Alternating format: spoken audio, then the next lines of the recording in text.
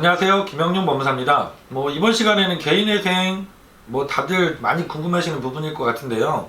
도박이라든가 주식, 비트코인 이렇게 좀 법원에서 볼 때 불성실하다고 보이는 곳에 최근에 대출을 많이 받아서 지출이나 손실이 크신 경우에 변제금을 법원에서는 무조건 좀 많이 올리고 싶어 하세요. 거기까지는 잘 알고 계실 것 같습니다. 인터넷을 찾아보시거나 유튜브를 찾아보셔도 대부분의 모든 분들이 그렇게 얘기를 하시죠.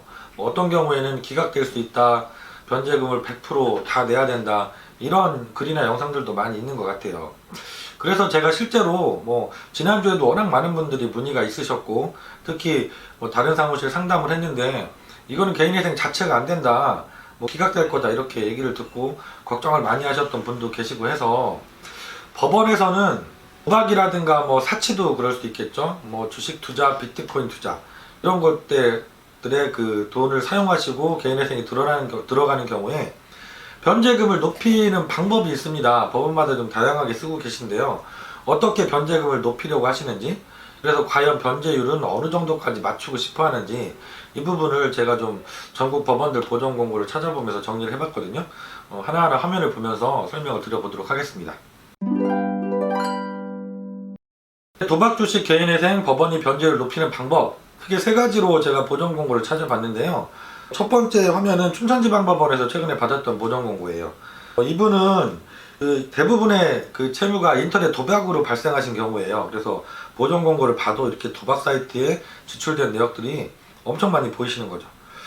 춘천지방법원은 이런 경우에 그럼 과연 변제금을 어떻게 높이려고 하시느냐, 여기 보시면 주식, 유흥비, 게임, 가상화폐 투자, 다단계 투자 등 무리한 투자, 도박 등 투기성, 사치성 소비가 채무 불이행이나 채무 증대의 원인인 경우 채권자 형평성을 고려해서 춘천지방법원은 변제 기간을 최대 5년까지 늘리게 하거나 원금의 100%를 변제하도록 하고 있다라는 것입니다.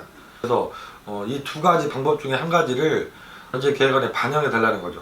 우리가 보통 원금 100%를 변제하는 것보다는 변제 기간을 60개월 5년으로 늘려주는 게 그래도 변제율이 좀 많이 낮게 나오거든요. 그래서 저희도 이걸 60개월로 변제 기간을 연장해서 결정까지 잘 받은 분이에요.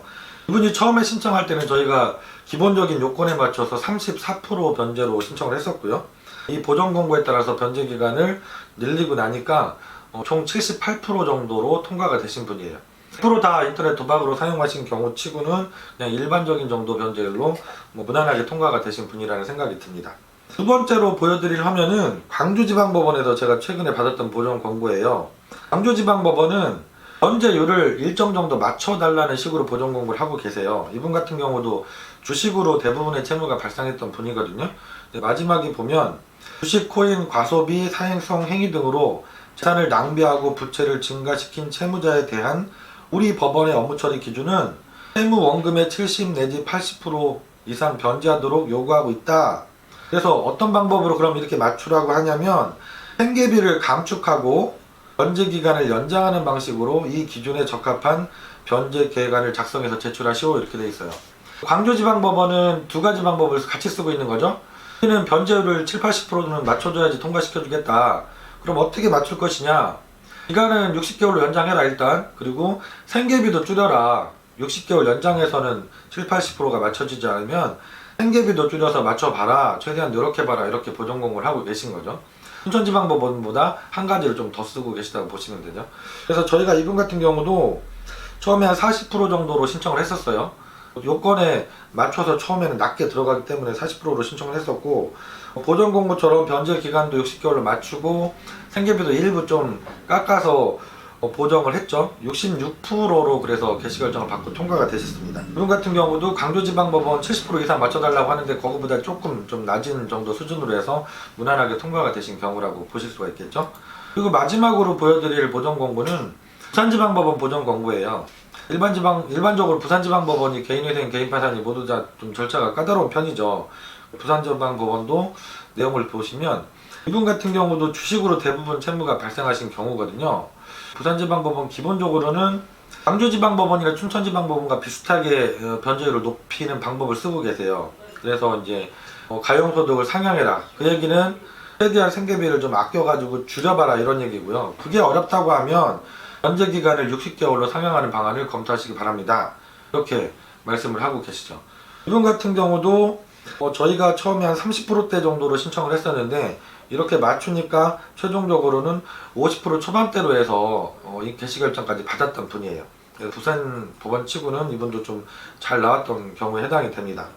근데 부산지방법원 마지막에 또 보시면 부산지방법원의 업무 처리 지침은 최근 1년간의 채무가 전체 채무액의 70% 이상이거나 최근 6개월 이내의 채무가 30% 이상인 경우 원금의 100%를 변제하도록 하는 게 원칙이다, 이렇게 얘기하고 계세요. 그래서 이렇게 만약에 최근 채무가 너무 많으신 경우에는 실제로 100%까지 변제하도록 하는 경우들도 생길 수 있습니다. 저희 같은 경우 진행해 보면 100%를 갚는 분이 아주 극히 드물긴 한데 그래도 가끔 생기는 이유가 이런 경우입니다. 오늘은 제가 전화 상담이 오시면 되게 많이 걱정하시는 경우가 이런 분들이거든요. 도박이라든가 주식, 비트코인에 사용하셔서 채무가 최근에 갑자기 많이 늘어나신 경우, 그렇다 보면 개인회생을 해도 워낙 많이 갚아야 된다고 하고 기각될 수도 있다고 하니까 걱정들 많이 하시거든요. 그래서 준비를 해봤어요. 변제율을 법원에서는 얼마까지 높이고 싶어 할까, 그리고 그 높이는 방법은 무엇일까, 여기에 대해서 설명을 드려봤습니다. 다음 시간에도 또 제가 일주일 동안 상담하면서 궁금해 하셨던 얘기들, 같이 나누면 좋은 얘기들 잘 찾아서 좋은 영상으로 다시 찾아뵙도록 하겠습니다. 김영준 법무사였습니다. 감사합니다.